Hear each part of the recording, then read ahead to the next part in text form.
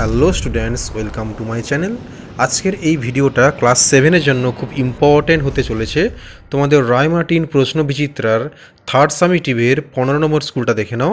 Uttarpara government high school এর part 1টা দিচ্ছি, অর্থাৎ সিনটা করিয়ে দিচ্ছি। এরপরে দেব পার্ট 2 অর্থাৎ আনসিন এবং গ্রামারগুলো। তো চলো দেখে নেওয়া যাক তোমাদের 15 নম্বর স্কুল। দেখো এখানে যে সিনটা দেওয়া হয়েছে তোমাদের টেক্সটে JC Bose a beautiful mind থেকে দেওয়া হয়েছে। তো প্রথমে টেক্সটটা ভালো করে আলোচনা করব, তারপর এখান থেকে প্রশ্ন উত্তরগুলো সলভ করব। তো চলো দেখে নেওয়া যাক। Historically in 1895 India was under the British rule. ঐতিহাসিকভাবে 1895 সালে ভারত ছিল ইংরেজদের অধীনে।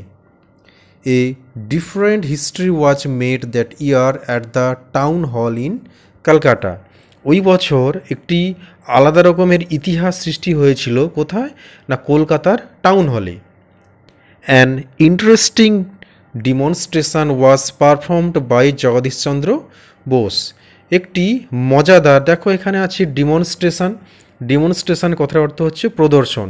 একটি মজাদার প্রদর্শন দেখিয়েছিল কে না Jagadish Chandra Bose, an assistant professor of Presidency College, এবং তিনি ছিলেন তখন প্রেসিডেন্সি কলেজের একজন assistant professor.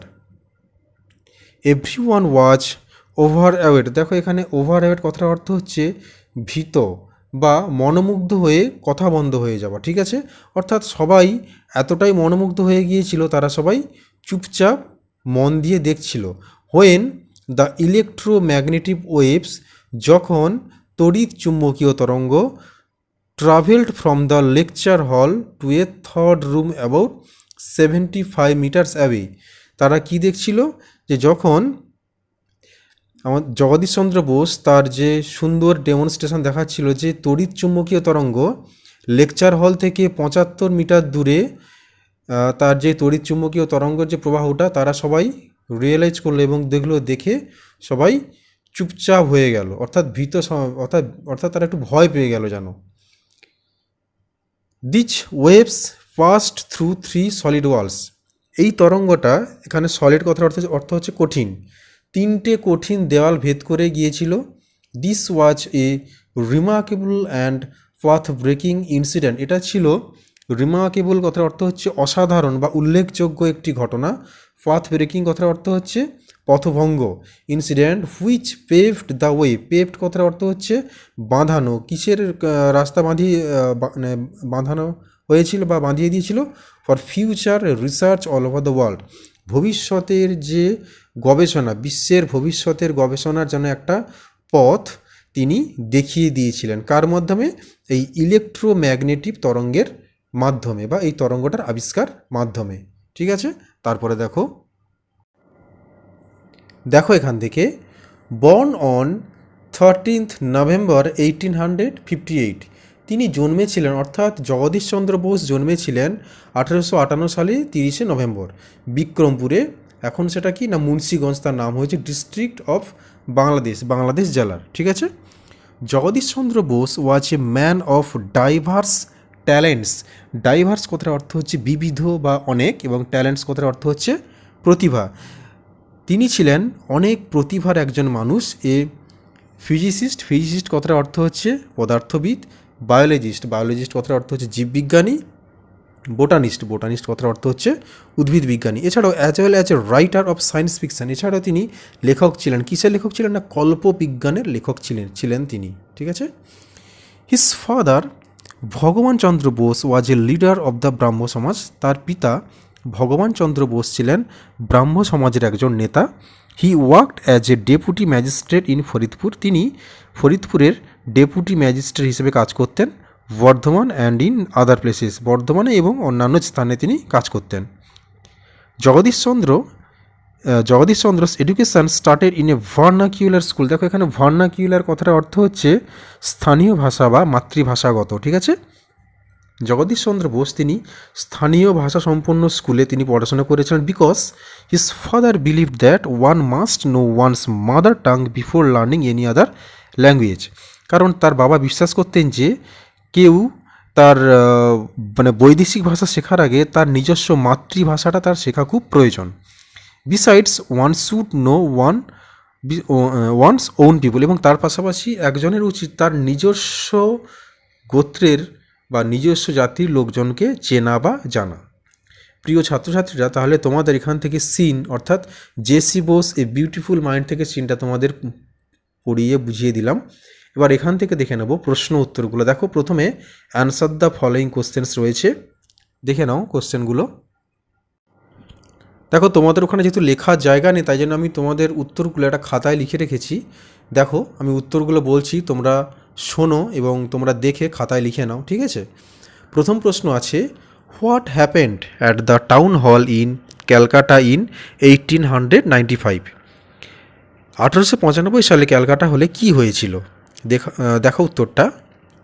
In 1895 at the town hall in Calcutta, Jagadish Chandra Bose performed a demonstration of electromagnetic waves which passed through three solid walls and traveled a distance of about 75 meters. ঠিক আছে, তারপরে দেখে নাও দুয়ের দাগের উত্তরটা। Why was everyone overawed? কেন সবাই অবাক হয়ে গিয়েছিল? উত্তরটা দেখে নাও। Everyone was overawed because the electromagnetic waves travelled through three solid walls which was a remarkable and ground breaking scientific achievement at that time. ঠিক আছে, তারপরে দেখে নাও তিনের দাগে। What do you know about Jagadish Chandra's father? Jagadish চন্দ্রের বাবা সম্পর্কে তুমি কি জানো? উত্তরটা দেখে নাও।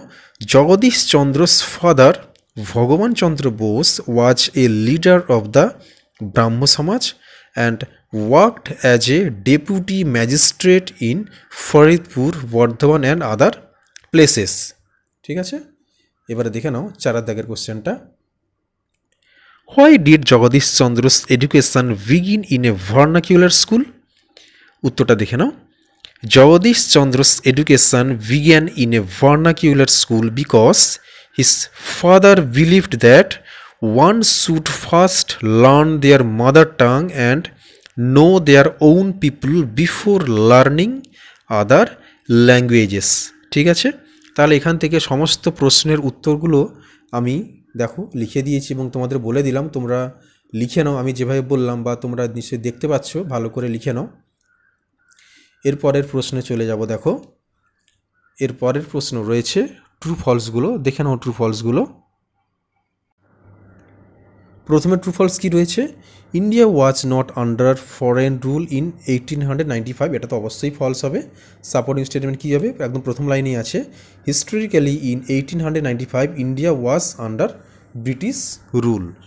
ঠিক আছে, দুয়ের দিকে দেখে নাও। Every one was amazed when the electromagnetic waves passed through solid walls. যখন ইলেকট্রোম্যাগনেটিক অর্থাৎ তড়িৎচুম্বকীয় তরঙ্গটা যখন কঠিন দেওয়ালের মধ্যে দিয়ে ভেদ করে যাচ্ছিল, সবাই অবাক হয়ে গিয়েছিল। তো এটা তো অবশ্যই সত্যি হবে, এই জন্য এটা ট্রু হবে। তার সাপোর্টিং স্টেটমেন্টটা দেখে নাও।